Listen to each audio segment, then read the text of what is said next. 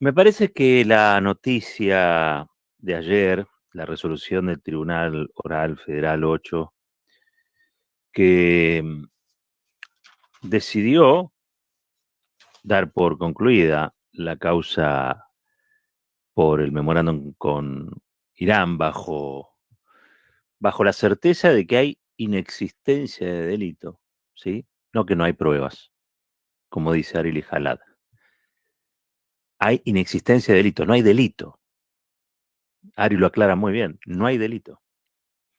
No es que se cayó la causa porque prescribió. No, no. Hay inexistencia de delito. No hay delito. Estos 6 años transcurrieron como un calvario para un grupo de gente encabezados por Cristina Fernández de Kirchner, pero que también llega a Fernando Esteche, que estuvo 2 años detenido, 2 años detenido. Sostenida por la nada misma, o la nada Nisman. Claro, en esto me tengo que corregir, porque fue sostenida por una justicia venal, por diarios venales, por periodistas venales, por políticos venales, que hicieron política con el terrorismo judicial y mediático. El lawfare no es otra cosa que producir terror. Liquidar la reputación de aquel que queda en la telaraña de que ha tejido con los funcionarios judiciales, el gobierno y los grupos mediáticos concentrados.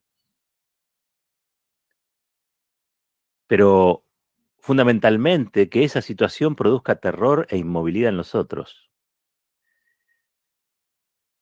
Y que ese terror y esa inmovilidad permitan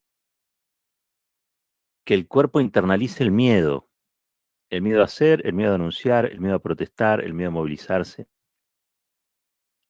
Eso es el lawfare, una manera muy sofisticada de plan Cóndor, porque no es solamente local, es regional, pero una manera muy sofisticada de lograr cosas parecidas a las que se logran o se lograban antiguamente con un golpe de Estado sin dar ese golpe de Estado.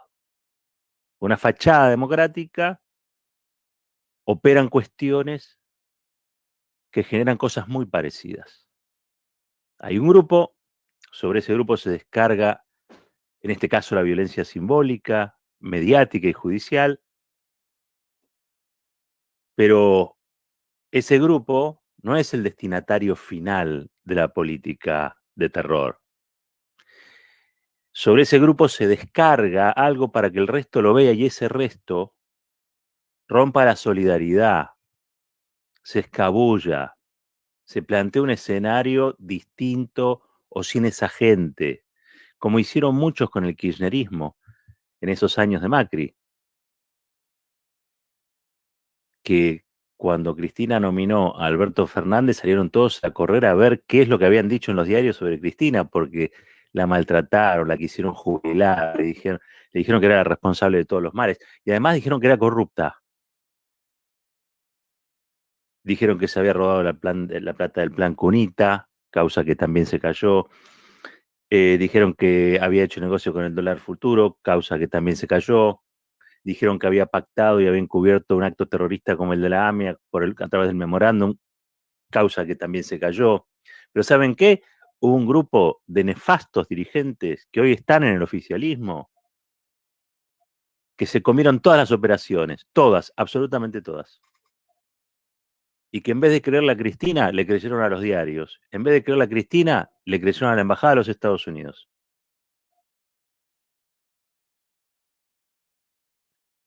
Yo les voy a contar una trama. No es una trama sencilla, pero lo que nos permite esto que ha ocurrido es revisitar, viajar. Yo los invito a viajar conmigo en el tiempo para resignificar también algunas noticias que ya sabíamos, pero que seguramente olvidamos o pasaron a un segundo plano. Claro, en 6 años en la Argentina pasan tantas cosas, que alguna puede quedar sepultada debajo de la desmemoria. Pero con esta resolución, que es de la que estamos hablando, la inexistencia de delito, la ausencia de reproche, tenemos la oportunidad de ir a revisitar a los personajes que actuaron en la trama y responder a una pregunta esencial: ¿por qué? Vamos a usar solamente memorándum, pero todas estas causas están cruzadas por, casi diría, por los mismos intereses. Pero vamos a ir a la causa del memorándum, que es la que tenemos más fresca. Y ahí lo que vamos a observar es que estuvo motorizada fundamentalmente por un lobby de fondos buitre, compradores de deuda de estados quebrados, a los que luego extorsionan con estos métodos, generando incertidumbre, zozobra económica, destrucción de los liderazgos políticos, vaciamientos de sus instituciones, le generan una especie de caos hasta que los que gobiernan esos estados, esos países, deciden arrodillarse y pagar lo que los fondos buitres demandan por unos bonos que compraron por chirolas y después quieren miles de millones de dólares. Mire, para entender la trama, no habían pasado 80 días del gobierno de Mauricio Macri. 80 días. O sea, no se había cumplido el tercer mes. Y Macri le estaba pagando a estos fondos buitres 10 mil millones de dólares. 10 mil millones de dólares. Entre ellos, a un fondo que pertenecía a Paul Singer, un republicano mega multimillonario, muy de derecha, muy reaccionario, que publicaba en los diarios de los Estados Unidos, ustedes lo recordarán ahora, solicitadas de un grupo que se llamaba algo así como Grupo de Tareas para la Argentina, donde se contaba, o se contaban, o se trataban de divulgar en los diarios, del Washington Post, el New York Times de los Estados Unidos, donde se contaba que Cristina Fernández de Kirchner era algo así como la reencarnación de Bin Laden. Este grupo, el grupo de Paul Singer, era de los más belicosos, ¿no? Yo estoy leyendo, voy a leer algunos párrafos de una nota publicada en BBC Mundo. O sea, no es una nota que se publicó en algún medio kirchnerista, digamos. La BBC, hasta ahora, hasta donde yo sé, no hay inversiones kirchneristas en la BBC. Esa nota, que es de, escuchen bien, 30 de julio del año 2014, se titula ¿Cómo opera el lobby de los fondos buitres que se enfrentan a Argentina? Y la nota es una detalladísima descripción de el lobby feroz de Paul Singer contra la República Argentina y contra Cristina Fernández de Kirchner en particular, tratando de debilitar la posición argentina en la disputa que tenían en el juzgado de Griesa, donde la Argentina se había plantado y le decía: no, mira, el 95% ya entraron al canje, me faltan muy poquitos, tienen que arreglar en las condiciones de todo, porque si no se me cae todo el canje. Todo el canje de deuda que inició Néstor, con la BAN, se me cae todo. Y estos fondos que, vaya a saber si tenían comprado a Griesa, a este juez neoyorquino, o si este juez neoyorquino dependía de alguna situación en el Departamento de Estado por cuestiones geopolíticas, le daba la razón a los fondos buitres.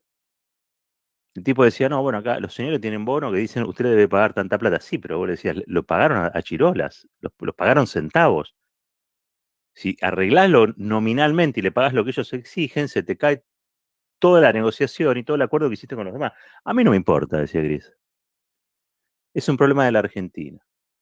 Mientras eso ocurría, que fue, ustedes recuerdan, un tira y afloje fenomenal, fenomenal, con Cristina Kirchner denunciando también en Naciones Unidas el accionar de estos fondos buitres, con Axel Kicillof negociando, tapando agujeros, evitando que Argentina tuviera que hacer un desembolso de esas características, 10.000 millones de dólares que Argentina no tenía.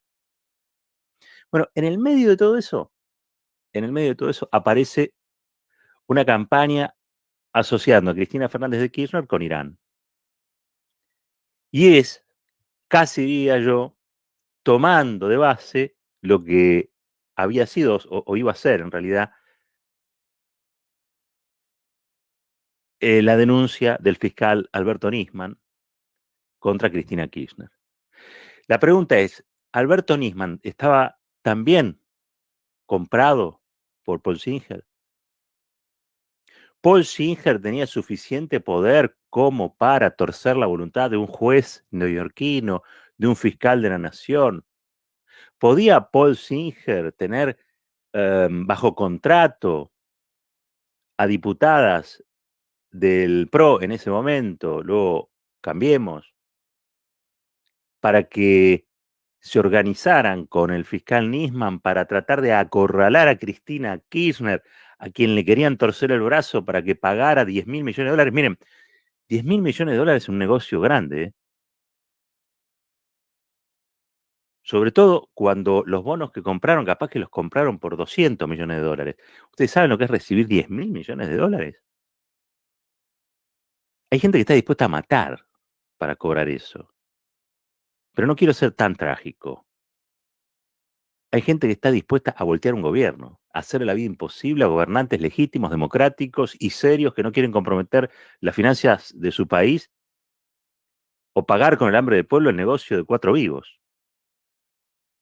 Bueno, ustedes podrán reconocer en esta trama, indudablemente, cuáles son los actores que van llegando. Laura Alonso, Patricia Bullrich, Nisman, Estiuso, y todos los contactos que Paul Singer tenía.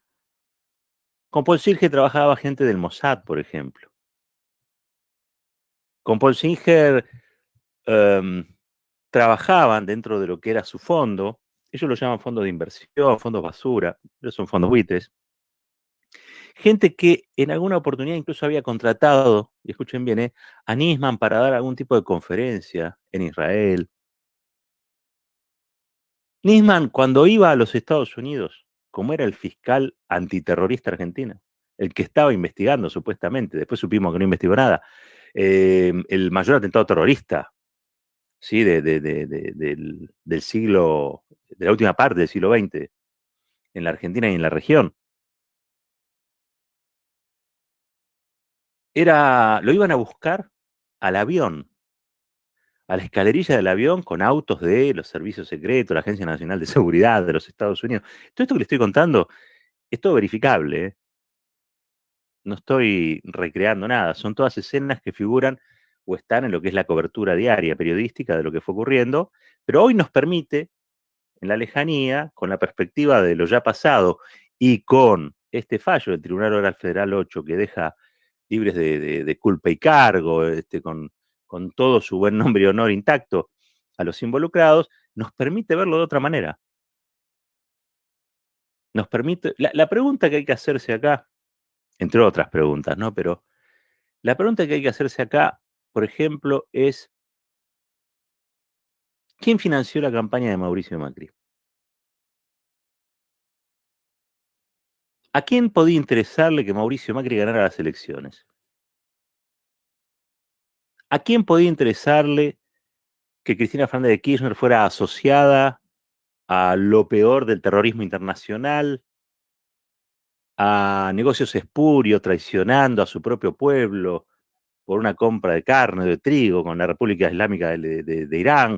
¿A quién podría facilitarle, beneficiarlo en sus negocios, en sus pretensiones, esta circulación fantasiosa de relatos um, que, bueno, ponían a la Argentina, ponían a Cristina Kirchner, ponían a Axel Kicillof, que estaba también allí en las negociaciones, en una situación de la que es muy difícil retornar?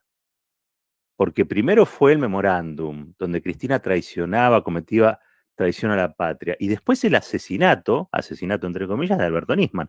Porque claro, una vez que prepararon el formato de las operaciones, todo lo que ocurriera iba a ser leído en el marco de lo que ya era una estigmatización muy clara, ¿no? Una demonización muy clara de los actores. Cristina Kirchner tenía negocios con el gobierno iraní. El gobierno iraní, siguiendo con esta lógica, era un gobierno que estaba protegiendo a los autores del atentado. Matan al fiscal. En realidad, no hay un solo elemento que permita decir que lo mataron. Creo que fue un suicidio vendido como homicidio también por estos intereses. Me hago otra pregunta. ¿Hubiera ganado Mauricio Macri las elecciones? ¿Hubiera sido derrotado Daniel Scioli allá en 2015? ¿Se acuerdan? La diferencia fue muy ajustada, ajustadita, diría yo, 1,5 puntos. Sin esta campaña, sin esta insistente campaña de descalificación, sin lo que producen estas campañas de descalificación, porque concretamente se hacen para que los dirigentes que tienen pretensiones de representar a su pueblo, una vez deslegitimados, sean reprobados por el pueblo que quieren representar. O sea, son acciones que matan la expectativa social. Entonces la pregunta es, ¿hubiera ganado Mauricio Macri las elecciones sin esta campaña horrible que se hacían acá, se hacían en Estados Unidos, se hacían en Europa? Porque claro, imaginen la cantidad de plata que tenía este señor Paul Singer para poner, si lo que tenía a cobrar eran miles de millones de dólares después. Y alguien me dirá, che, ¿y se puede financiar una campaña? Pero claro que no, esa plata puede financiar un montón de campañas, porque lo que vas a cobrar después te permite pagar eso y mucho más. ¿Por qué Mauricio Macri, 80 días después de ganar las elecciones, les paga sin chistar lo que los fondos buitres pedían? Ellos dijeron que hicieron una quita del 44%, pero les pagaron. Les pagaron cash, 10.000 millones de dólares. Venga, pase por ventanilla que acá le pagamos. Evidentemente alguien hizo un muy buen negocio, Paul Singer. Evidentemente también alguien hizo un muy buen negocio y fue Mauricio Macri, que llegó a la presidencia. Inesperadamente, vamos a decirlo, remontémonos en el tiempo. Inesperadamente. ¿Para qué sirvió todas estas campañas? Bueno, ustedes saben, a partir de 2013, cuando recrudece la negociación con estos fondos, se producen rupturas al interior de lo que era la alianza del Frente para la Victoria, se debilita el gobierno de Cristina Kirchner. Esas son todas, me parece a mí, situaciones que hay que leerlas también en el marco de este contexto y los intereses que operaban ahí para quebrar la alianza de gobierno y debilitarlo. También hay que decir que por ese tiempo y de esa oposición tan belicosa, encabezada por Bullrich, por Alonso, había una pretensión que era muy parecida. Estaba fresco lo que había ocurrido con Dilma Rousseff en Brasil. O sea, me parece que había una salida ahí que era una salida destituyente, que garantizara la llegada del tipo que iba a ser, que finalmente iba a decidir pagarle a los buitres. Y todo esto, yo les pido que lo piensen y lo repiensen, porque no es que esta causa se cayó porque la justicia no consiguió las pruebas, no es que esta causa se cayó porque pasó el tiempo y prescribió. Esta causa se cayó porque no había delito. Y, y al no haber delito no hay causa para hacer. En el medio, vean todo lo que produjo, todo lo que provocó. Por eso yo me preguntaba hace un ratito si Hornos y Boriski todavía eran camaristas. Es una vergüenza, pero bueno, sabemos que hay que hacer los juicios políticos, va a llevar un tiempo todo eso. Va a llevar un tiempo. Pero la verdad tendrían que renunciar. Si tuvieran un gramito de ética, tendrían que renunciar. No creo que lo hagan. No les queda opción. No les queda demasiada opción. Hoy ya son un peligro, no para ellos solo, digo, es para todo el sistema judicial. Incluso los jueces más venales y corruptos los deben estar mirando para decir, muchachos, La que hicieron ustedes es de una torpeza mayúscula. Iban a jugar al tenis con el tipo que les decía lo que tenían que hacer con Cristina, que fue el que decidió a su vez pagarle a los fondos buitres. ¿Se entiende? Digo, porque esta causa, a mí entender, es parte del entramado de operaciones que se hicieron para que Paul Singer se llevara la platita a su casa. Yo creo que el lawfare está sostenidísimo, parte del lawfare está sostenido por eso, que estos grupos, a su vez, tienen cobertura del Departamento de Estado, tienen cobertura de fundaciones que trabajan con plata del Departamento de Estado, porque una líder populista tampoco es de conveniencia de los Estados Unidos. Una líder que se planta ante este tipo de tránsfugas que quieren cobrar para hambrear al pueblo y se les planta, no le gusta a Estados Unidos, no le gusta, para nada. Esos liderazgos no les gustan. Fíjense con Lula también lo que ha pasado. Ayer, cuando hablábamos con Delía, él siempre cita lo que fue en su momento la contracumbre. Yo le diría que es la contracumbre en Mar del Plata en el año 2005, pero también es el no al ALCA que se dio en la cumbre. Vean la cara de Bush y van a entender que ese enojo, esa desorientación primero, ¿no? Después se tradujo en un enojo que fue un enojo que se extendió, este, permaneció inalterable durante el tiempo, o se fue acrecentando, vaya a saber. También es cierto que el sistema financiero internacional, del cual Estados Unidos se vale en el marco de ser el patrón del capitalismo global, no podía permitir que la República Argentina tuviera una salida soberana a la reestructuración de la deuda. Todas esas cosas hay que analizarlas. Por eso es tan grande Cristina, porque Cristina tenía muchas posibilidades de irse amada por Paul Singer. Ella podría haber dicho, no me dan opción, tenemos que pagar. Pero no me dan opción, tenemos que pagar, era quitar 10.000 millones de dólares a la economía de la Argentina en años muy delicados. Y a mí me parece que ella no hubiera podido vivir con eso, sinceramente. Hoy estaba viendo un video donde Alberto Fernández, en aquel tiempo, había comprado también esta versión. Y miren que la conocen, a él más que nadie la conoce a Cristina. Yo supongo que habrán hablado entre ellos y muy probablemente se han puesto de acuerdo. Pero miren lo que ha sido esta operación, que hasta incluso alguien que la conocía y sabía que Cristina no se podía prestar a ninguna de estas cosas, que podía hacer cualquier cosa menos la jefa de una asociación destinada a encubrir nada más y nada menos que a los asesinos de compatriotas en la AMIA a través de un atentado terrorista. Incluso él se dejó llevar por eso. Porque aparte era todo el sistema de medios operando en conjunto por esta realidad. Un sistema de medios que elegía contar ciertas cosas y otras no. Si no existiera el destape, muy probablemente la Argentina no se hubiera enterado que Hornos y Boriski iban a jugar al tenis, tenían trato permanente con Macri, negociaban con él situaciones judiciales para sostener causas insostenibles. Porque se usaron esos expedientes y esas causas para perseguir políticamente a los opositores. Esta causa, la del memorándum, es una causa política. Los presos de esta causa fueron presos políticos. Y así pasa con un montón de otras causas, donde hay funcionarios, viejos dirigentes sociales, como la Tupac, que también están pagando una culpa que no tienen. Porque para que haya culpa tiene que haber delito. Para que haya condena tiene que haber delito. Y acá el delito lo cometió Mauricio Macri. Queda cada vez más expuesto, queda cada vez más en evidencia esto. Y para cerrar, una vez más, sin el destape, sin el destape, sin la investigación de Ari Lijalat, de Franco Misraji, sin esta aventura de Roberto Navarro, hubiera sido muy difícil que nos enteráramos de estas cuestiones.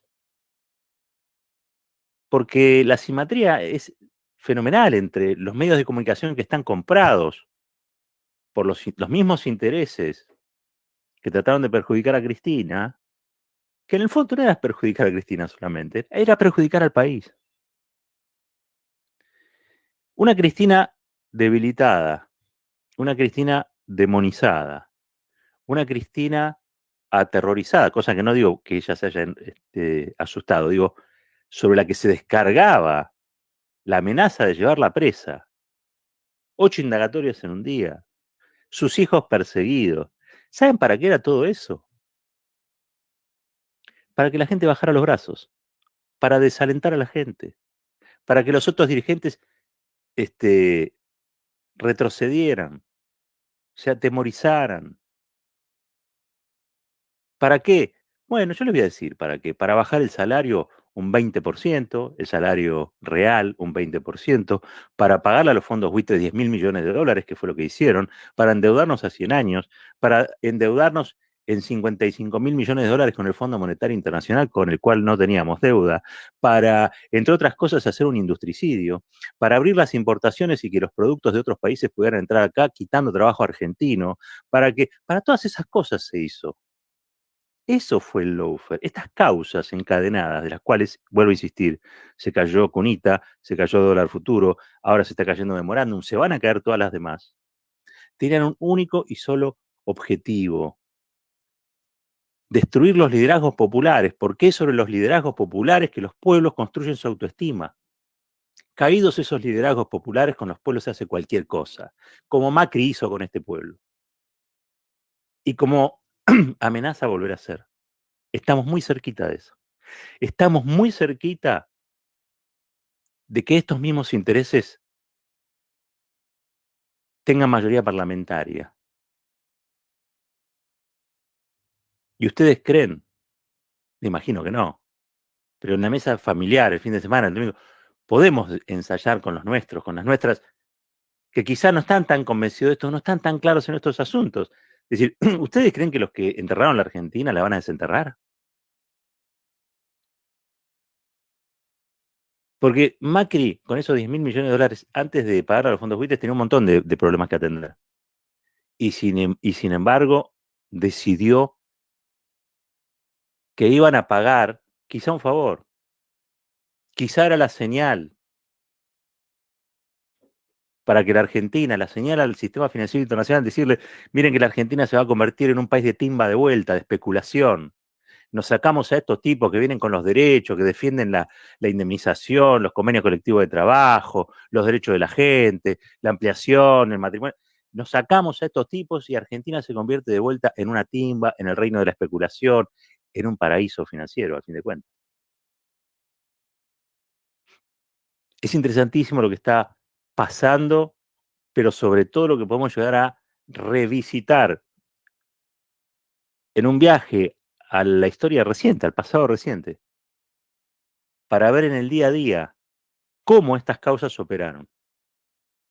Insisto, no solamente sobre el cuerpo, la libertad, las familias, el vecino, la vecina, el barrio, el club, de aquellos que la padecieron en persona,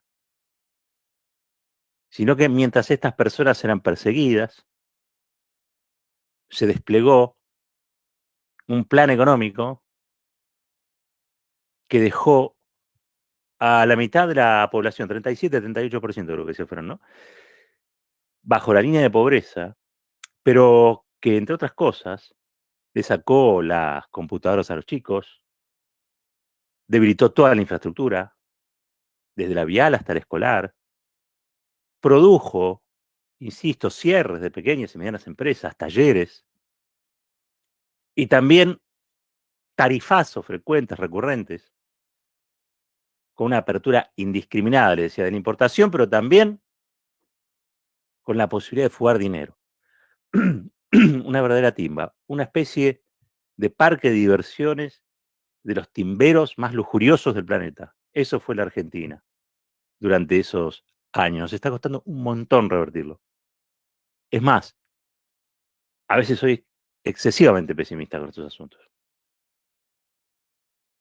porque también, lo tengo que confesar, veo que lo que pasó es tan grave que las reacciones o los reflejos no parecen ser los adecuados, pero quizá me equivoque, quizá me equivoque. Cuando Cristina me decía, no, a todos nos decía, estas causas se van a caer, son todas mentiras, ¿sabes? Me están persiguiendo, y qué sé yo nunca dudé de ella, pero sí, la verdad que siempre tuve dudas sobre si realmente iba a tener la reivindicación de la historia por todas estas ofensas y estas bajezas descargadas sobre su persona, ¿no? Sobre su figura. Se iba a poder superar la traición de tipos que le habían chupado las medias hasta el día antes de abandonar el poder. Cuando la veo en el Senado, tan estoica, tan con la posibilidad de hacerle bajar la cara a un montón de crápulas y canallas, hay como una pequeña revancha, un goce, un disfrute. ¿Por qué negarlo? Y es el goce y el disfrute de aquellos que creemos en los dirigentes populares y que nos sentimos satisfechos cuando vemos que no nos defraudan, que nos invitaron a dar una pelea que todavía no está perdida. Esto es Fuerte y al Medio.